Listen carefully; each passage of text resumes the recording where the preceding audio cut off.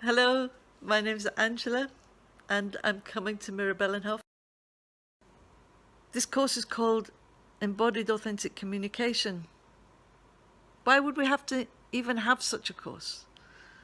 Because there's so much disembodied, inauthentic, lack of communication, lack of real communication from person to person, and even with ourselves, real listening, real being with ourselves.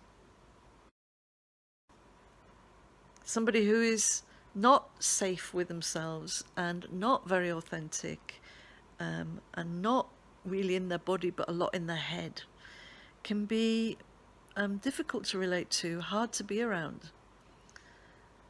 So we start with ourselves and we notice how many times we're in our head and how many times we can come back into the body. The rest I'll know when I meet you. If you have a particular interest, there's a particular reason why you're drawn to this course, or a particular thing that you want to get out of it, then let me know beforehand and I'll take that into account as we get closer to the course.